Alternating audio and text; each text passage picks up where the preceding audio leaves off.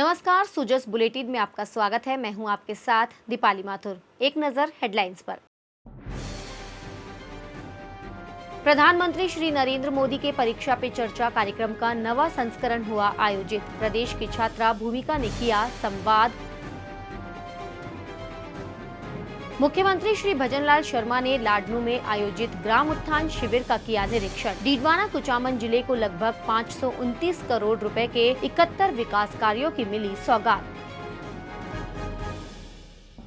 मुख्यमंत्री का डीडवाना कुचामन दौरा, आचार्य श्री महाश्रमण जी से आशीर्वाद किए प्राप्त। लाडनू में जैन विश्व भारती की नवनिर्मित सुधर्मा सभा प्रवचन हॉल का किया लोकार्पण।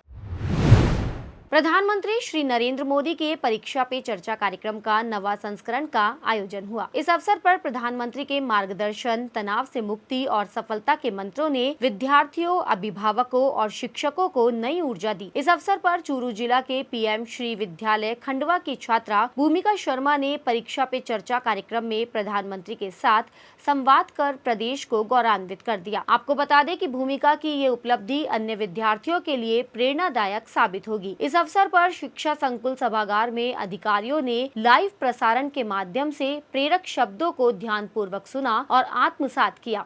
हम जो बड़े सपने देखते हैं उन्हें हमें पूरा करने के लिए रोजाना कौन सी एक छोटी सी हैबिट या कौन सी एक आदत अपनानी चाहिए जिससे हम अपने सपने के नजदीक पहुंचते जाएं।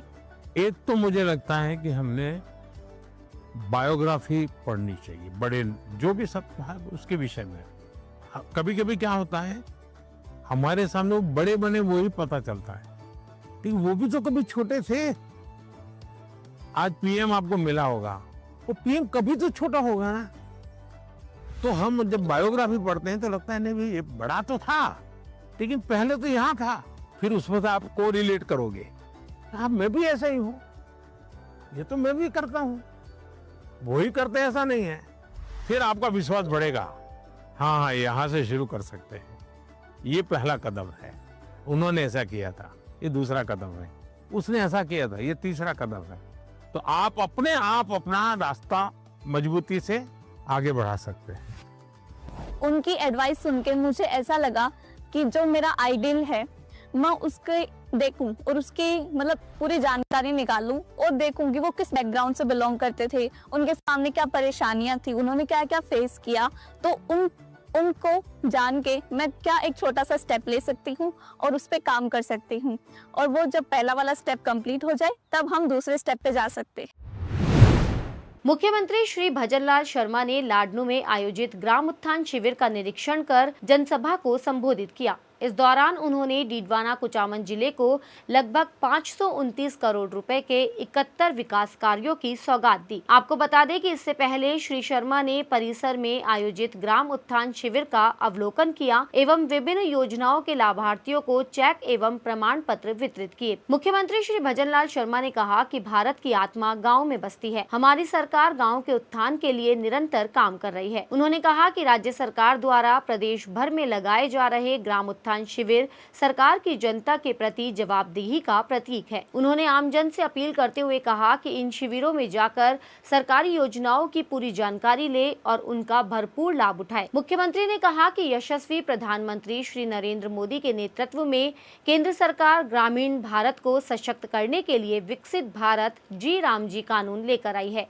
इस कानून से ग्रामीण क्षेत्रों में साल में 125 दिन का पक्का रोजगार मिलेगा। हर काम डिजिटल तरीके से रिकॉर्ड होगा। इससे पूरी पारदर्शिता और तकनीक के सहारे काम होगा और मजदूरी सीधे लाभार्थी के खाते में पहुंचेगी।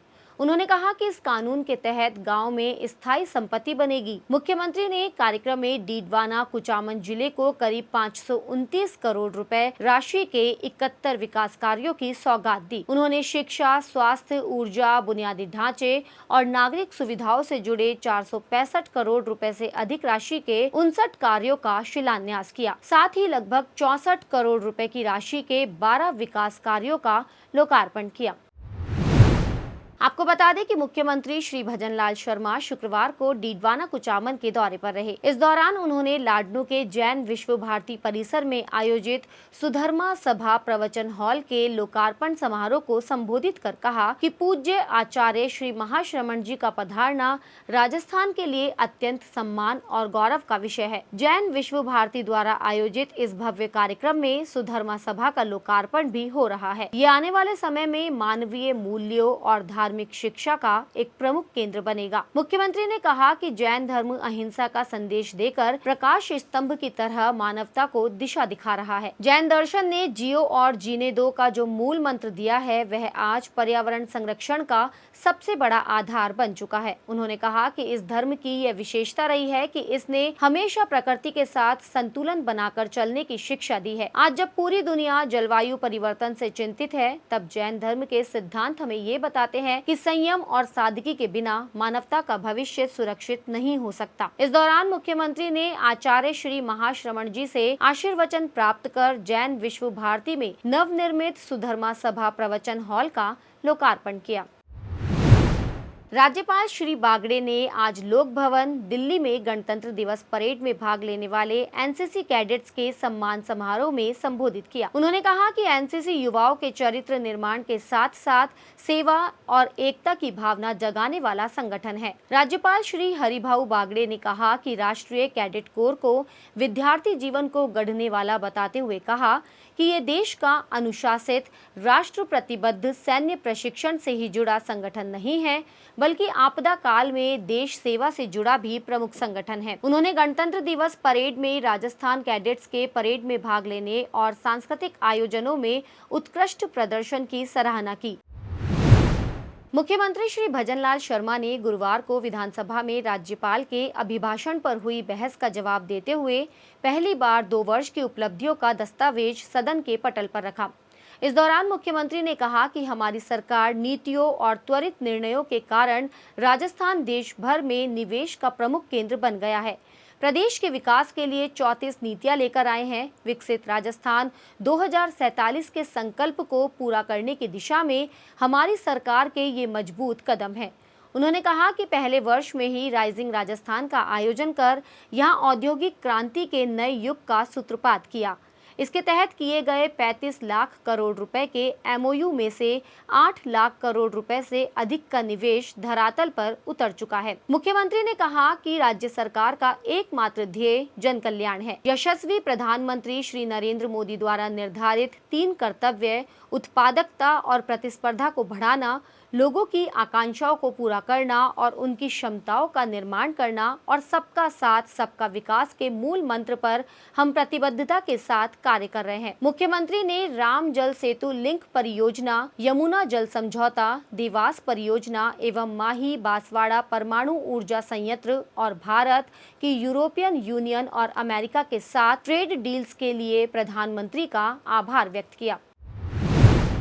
मुख्यमंत्री श्री भजनलाल शर्मा के निर्देशन में प्रदेश भर में ग्राम उत्थान शिविरों का आयोजन किया जा रहा है। आपको बता दें कि शिविरों के माध्यम से सरकार के विभिन्न जन कल्याण की योजनाओं के लाभ अंतिम पंक्ति में खड़े व्यक्ति तक पहुंचना सुनिश्चित किया जा रहा है। करौली जिला अंतर्गत श्री महावीर जी की ग्राम पंचायत चांदन गांव निवासी किसान श्री जगपाल मीणा ने बताया कि उन्होंने कृषि विभाग की कृषि यंत्र अनुदान योजना के अंतर्गत मल्टी क्रॉप थ्रेशर मशीन के लिए ऑनलाइन आवेदन किया था।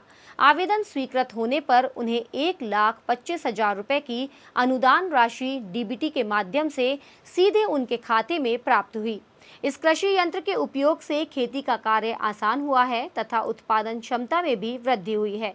किसान ने आधुनिक कृषि को प्रोत्साहन देने वाली इस योजना का लाभ दिलाने के लिए कृषि विभाग एवं राज्य सरकार के प्रति आभार व्यक्त करते हुए धन्यवाद दिया। मैं किसान जगपाल मीणा, श्री मदन लाल मीणा, निवासी पौड़िया, ग्राम पंचायत चांदनगांव, तहसील श्री महावीर जी, जिला करौली। मेरे द्वारा कृषि विभाग से कृषि यंत्र मल्टी क्रॉप थ्रेशर हेतु अनुदान के लिए पत्रावली ऑनलाइन करवाई थी, जिसकी अनुमानित अनुदान राशि 1,25,000 रुपये डीबीटी के माध्यम से प्राप्त हुई।